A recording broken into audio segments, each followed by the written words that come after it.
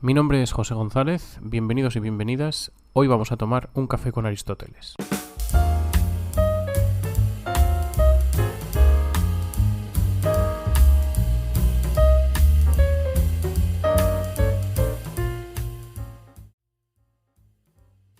En este tercer episodio vamos a hablar del concepto que es tal vez el más importante dentro de la ética aristotélica, que es el concepto de virtud. En el episodio anterior estuvimos hablando de otro concepto muy relevante de la ética de Aristóteles, que es el concepto de felicidad o eudaimonía, y hoy pues vamos a hablar de cuál es la herramienta o la disposición que es clave para que podamos llegar a asumir esa felicidad de la que nos hablaba Aristóteles en el otro episodio. El concepto de virtud es un concepto clave en la ética clásica, y uno de sus exponentes, uno de sus representantes más importantes es Aristóteles. El concepto de virtud, lo que hoy traducimos por virtud, proviene del término griego arete, y la primera distinción que Aristóteles nos hace en el libro segundo de la Ética Nicomaquia es los dos tipos generales de virtudes que podemos adquirir. Él distingue virtudes dianoéticas de virtudes éticas. Lo que distingue estos dos tipos de virtud es básicamente el origen y el cómo se adquieren y consolidan. Mientras que las virtudes dianoéticas son aquellas que se originan y que crecen gracias a la enseñanza y al estudio, las virtudes éticas, que son propiamente las que nos interesan en el episodio de hoy, son aquellas que proceden de la costumbre, de la acción y de la repetición de un determinado tipo de acciones. Si nos centramos en estas virtudes, en las éticas, que son las que nos interesan para este episodio, Aristóteles nos dice que las virtudes éticas no se producen en nosotros por naturaleza, es decir, nosotros no somos virtuosos en este sentido desde que nacemos, sino que lo que es una disposición natural es la capacidad que cada individuo tiene para recibirlas y perfeccionarlas, dado que aquello que se produce por naturaleza no se puede modificar por la costumbre, porque ya está desde el nacimiento, y las virtudes éticas son esencialmente creadas y modificadas, perfeccionadas a través de la repetición y de la costumbre. Esto significa básicamente que adquirimos las virtudes morales, nos hacemos virtuosos moralmente, no por lo que somos desde que nacemos, sino como resultado de un conjunto de acciones anteriores a ser virtuosos, que repetimos y que consolidamos o encarnamos en una costumbre. Por ejemplo, el justo, el que se hace justo, es justo tras repetir muchas veces acciones que son justas. Ahora bien, ¿cómo sabemos cómo se realizan acciones, por ejemplo en este caso justas, pero en general, cuál es el criterio que seguimos para realizar acciones virtuosas? Pues de ahí surge la necesidad de los maestros y de los profesores o de los guías. Porque los maestros, los profesores y los guías, que más tarde diremos con qué concepto captura esta idea Aristóteles, estos profesores y maestros básicamente sirven para indicarnos cómo realizar bien o mal esas acciones, o para indicarnos cuál es el criterio que debemos seguir para realizar bien o mal esas acciones. Básicamente porque hacer bien o mal esas acciones es lo que destruye, no el hábito en sí, que todavía no lo hemos consolidado, sino la capacidad, que sí que es natural, que tenemos de recibir y perfeccionar esos hábitos, porque esa capacidad natural es la que puede destruirse con base en la repetición de actos, digamos, moralmente reprobables. Bien, pues uno de los criterios o indicadores que nos sirve para decidir o para darnos pistas acerca de si estamos realizando una acción que es moralmente correcta o no, o sea, que es buena o que es mala, es el cómo nos relacionamos con base en nuestras acciones, cómo nos relacionamos con el placer y con el dolor que estas acciones nos aportan. La virtud moral se relaciona o tiene una cierta relación con el placer y con el dolor. ¿Por qué? Porque normalmente si no hemos pasado por un determinado proceso de formación, normalmente hacemos lo que es malo a causa de que nos provoca, nos aporta un placer que es más inmediato. Y además nos exige menos esfuerzo. Normalmente nos exige menos esfuerzo. Y del mismo modo nos apartamos de lo que es bueno, de realizar las acciones que son correctas, precisamente porque nos causan más dolor, en el sentido de que nos exigen más esfuerzo, no son más difíciles de realizar. Precisamente por eso debemos haber sido educados, debemos haber sido guiados en actuar de determinada manera desde jóvenes, porque el proceso por el que aprendemos a alegrarnos o a dolernos por lo que debemos, en el momento que debemos, es un proceso largo. Y en eso radica la buena educación, la buena educación en sentido moral que nos permite consolidar las virtudes. Bien, hablando desde un punto de vista terminológicamente más técnico, las virtudes morales se relacionan con las acciones y se relacionan con las pasiones. El placer y el dolor, que nos servían como criterios para decidir qué acciones eran correctas o incorrectas, buenas o malas, o que al menos nos servían para clasificar cuándo debíamos o cuándo nuestras acciones estaban siguiendo el bien o siguiendo el mal, este placer y este dolor acompaña siempre a toda pasión. Y es precisamente por ello, esa es la relación que tiene la virtud moral con el placer y el dolor. La virtud no se relaciona directamente con el placer y con el dolor, sino que el placer y el dolor son un estímulo, un impulso, una sensación que viene después de realizar una acción siguiendo un determinado criterio, o sea, de realizar una acción que surge de una disposición moral. Esto significa que el individuo se vuelve virtuoso o no, o sea, se vuelve bueno o malo en función de las acciones buenas o malas que realiza. Y estas acciones que son buenas o malas están en relación con lo que el individuo quiere en cada momento que se propone actuar. Los seres humanos nos hacemos buenos o malos en función de los placeres o dolores que tratamos de perseguir o de evitar. Y eso está en relación con lo que queremos conseguir y lo que queremos evitar, lo que no queremos conseguir. O dicho de otra manera, los seres humanos se hacen malos, se hacen moralmente no virtuosos cuando quieren lo que no deben, o cuando no deben, o como no deben quererlo. Bien, aquí podemos sacar una pequeña conclusión, al menos una conclusión terminológica, que es que la disposición moral que llamamos virtud tiende a hacer del individuo, con base en sus acciones, lo mejor con respecto al placer y al dolor que ese individuo siente.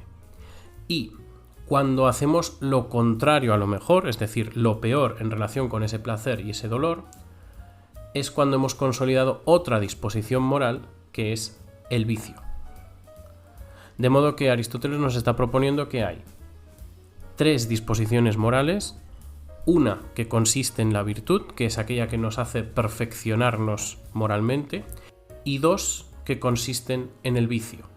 Un vicio que lo llamaremos por defecto, lo llamará Aristóteles vicio por defecto, y un vicio que lo llamará por exceso. Y este defecto y este exceso lo entenderemos ahora en un momento, en cuanto veamos la definición propiamente, la definición que Aristóteles da del concepto de virtud moral. Bien, pero antes de eso hemos dicho que las acciones que son justas, repetidas, consolidan caracteres morales justos y por tanto individuos justos. Bien, y además hemos dicho que para convertirse en un ser humano, digamos, malo en términos morales, lo que tenemos que hacer es querer lo que no debemos, cuando no debemos, como no debemos, es decir, seguir aquello que nos exige en general poco esfuerzo y mucho placer. Pero no hemos visto cuál es la norma, o no hemos visto claramente cuál es la norma por la que podemos consolidar la virtud, es decir, la norma en positivo, la regla práctica que nos lleva de hecho a consolidar la virtud. Hemos visto la del vicio, pero no la de la virtud. Por un lado, Aristóteles nos dice que las acciones pueden parecernos justas o pueden ser las acciones de manera aislada, la acción misma una acción justa, pero esta acción justa puede serlo por casualidad o por suerte. Es decir, porque un individuo en un momento dado ha realizado una acción sin quererlo o porque la situación le ha venido bien y ha resultado ser una acción justa. Pero eso de ninguna manera Aristóteles va a decir que va a definir a ese individuo como justo, porque definir al individuo como virtuosamente justo significa adherirle a la intención esa voluntad de ser justo. ¿Esto cómo lo materializa Aristóteles o cómo lo sintetiza Aristóteles? Aristóteles nos dice que las acciones para ser virtuosas, el individuo debe estar en cierta disposición al tiempo de hacerlas. Y básicamente tiene que seguir 3 criterios. Que sepa lo que hace, es decir, que no sea casualidad o suerte, que haya calculado hacer determinada acción en determinado contexto, que elija hacerla por ella misma. Eso significa que no hay una motivación ulterior a la acción que realiza. El individuo quiere realizar esa acción, por ejemplo, justa, porque esa acción justa es justa. Y en tercer lugar, que la hace con firmeza, que conoce la manera de hacerla, que la quiere hacer y que la realiza con firmeza. Esos son los 3 criterios que para Aristóteles sí que definen una acción virtuosa, por ejemplo justa, y que por tanto la repetición de acciones en esos 3 parámetros formarían o consolidarían el carácter moral de un individuo justo. Bien, pues finalmente, entre los capítulos 5 y 6 del libro segundo de la Ética Nicomaquia, Aristóteles nos propone ya lo que es una definición teórica formal del concepto de virtud moral. Bien, en primer lugar, en el alma, en el ser humano, suceden, dice Aristóteles, o hay 3 cosas: las pasiones, las facultades y los modos de ser. Ejemplos de pasiones, para que más o menos sepamos de qué estamos hablando cuando nos referimos al concepto de pasión, pues serían la ira, el miedo, el amor, la envidia. Todo esto serían ejemplos de pasiones. Bien, pues ya podemos avanzar que para Aristóteles la virtud es un modo de ser, es un hábito, es un rasgo del carácter. Para llegar a esa identificación, primero vamos a ver cómo define cada una de las 3 cosas estas que suceden en el alma de los individuos. Que son, por ejemplo, las facultades. Las facultades son las capacidades en virtud de las cuales se dice que estamos afectados por pasiones. Es decir, son, digamos, las sedes donde suceden los efectos de las pasiones. Los modos de ser, por ejemplo, son aquello en virtud de lo cual nos comportamos bien o mal respecto de las pasiones. Es decir, el modo de ser o el rasgo del carácter es aquello que nos empuja, una vez sentimos una pasión, a actuar, nos determina a actuar de un modo u otro. Bien, las virtudes, por tanto, no son pasiones. Primero de todo porque no llamamos a alguien bueno o malo por el mero hecho de sentir ira o de no sentirla, sino que llamamos a alguien bueno o malo porque al sentir ira actúa de una o de otra manera, o al sentir envidia o al sentir deseo actúa de una o de otra manera. Es decir, cuando sentimos una pasión y actuamos con base en la pasión que sentimos sin disposición moral, no deliberamos, no hay un acto de la razón. Y la virtud moral es un ejercicio de la razón. Por tanto, no puede identificarse la virtud moral con la pasión en tanto que no hay una deliberación previa en la pasión. Las virtudes, por tanto, son concretamente, específicamente, fruto de elecciones deliberadas, fruto de actos de la razón. Las pasiones son impulsos que sentimos y que nos mueven a actuar de una manera. Nos arrollan hacia un determinado tipo de acción. Pero las virtudes nos disponen de cierta manera para manejar esa instrucción que nos da la pasión y reconducirla en términos moralmente aceptables. Y por otro lado, las virtudes tampoco son facultades, porque tampoco somos buenos o malos por ser capaces de sentir pasiones, sino que por lo mismo, por lo que hacemos con las pasiones que sentimos. De esta manera, la conclusión a la que llega Aristóteles es la que hemos anunciado. Las virtudes solo pueden ser modos de ser, es decir, hábitos o rasgos del carácter, disposiciones que nos determinan a actuar con base en qué sentimos.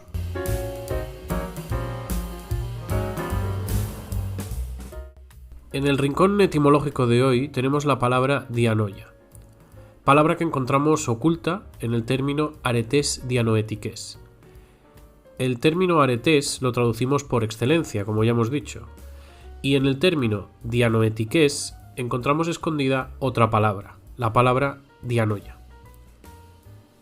Dianoia es un término compuesto por 2 partes, por dia y por noia. La partícula día la encontramos en multitud de palabras de nuestra vida cotidiana, por ejemplo, en diálogo, en diacrónico, en dialéctica, en diáfano o en diástole. Y significa a través de. Por lo que cuando la encontramos en una palabra suele querernos decir que algo sucede o tiene su efecto a través de lo que sea de lo que estamos hablando. Por ejemplo, en diálogo, día a través de y logos, discurso, pues a través del discurso. En diacrónico, día, que es a través de, y cronos, que significa tiempo, pues a través del tiempo. O por ejemplo en diáfano, compuesto por día y por un verbo, phainein, que significa aparecer o hacerse visible. Y por eso llamamos diáfano a un sitio en el que hay mucha luz o mucha visibilidad. Por otro lado, la partícula noia tiene su origen etimológico en el término griego nous, que traducimos por inteligencia o por intelecto. Por tanto, la palabra griega dianoia significa etimológicamente a través del pensamiento. Y por eso estas virtudes, las que se llaman dianoéticas, son dianoéticas porque se adquieren y se consolidan a través del estudio, es decir, a través del ejercicio del pensamiento.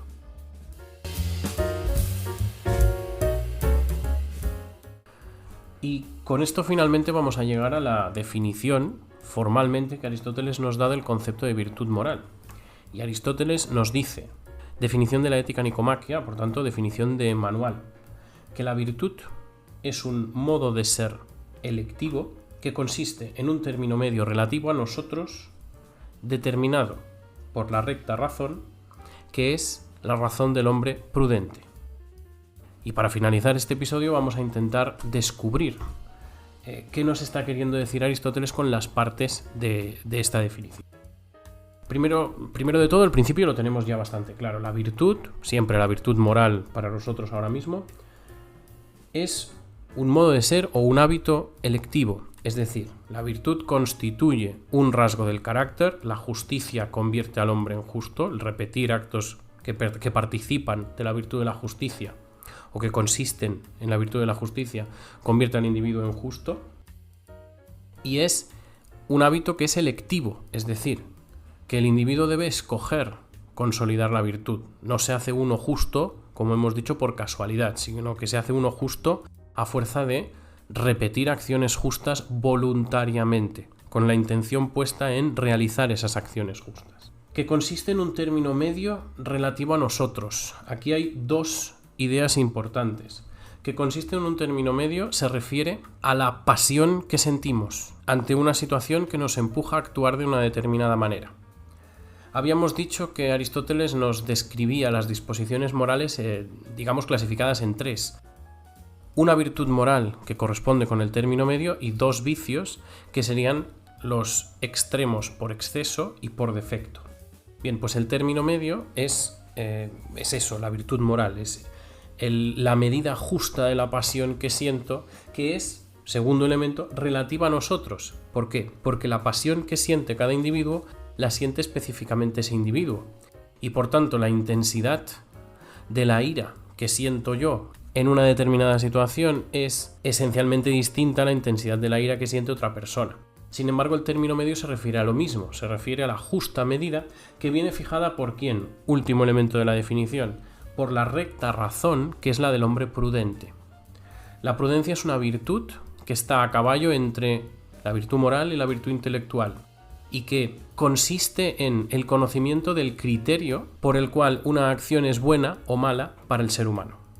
Por tanto, el hombre prudente es aquel que conoce el criterio que hace que una acción sea moralmente aceptable, moralmente correcta.